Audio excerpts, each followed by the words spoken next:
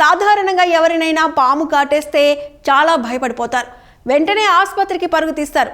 కానీ ఓ వ్యక్తి తనను పాము కాటేస్తే తిరిగి పామును అతను కాటేశాడు. ఈ క్రమంలో మనిషి కరిచిన పాము చనిపోయింది. పాము కరిచిన మనిషి మాత్రం బ్రతికే ఉన్నాడు. ఈ విచిత్ర సంఘటన బీహార్లో చోటు చేసుకుంది. జార్ఖండ్కు చెందిన సంతోష్ లోహర్ అనే 35 ఏళ్ల యువకుడు రైల్వే కార్మికుడు. బీహార్లోని నవాడా జిల్లా రాజౌలి పరిధిలో ఉన్న ఓ అడవి మధ్యన జరుగుతున్న రైల్వే ట్రాక్ నిర్మాణ పనుల్లో సహచరులతో కలిసి పనిచేస్తున్నాడు.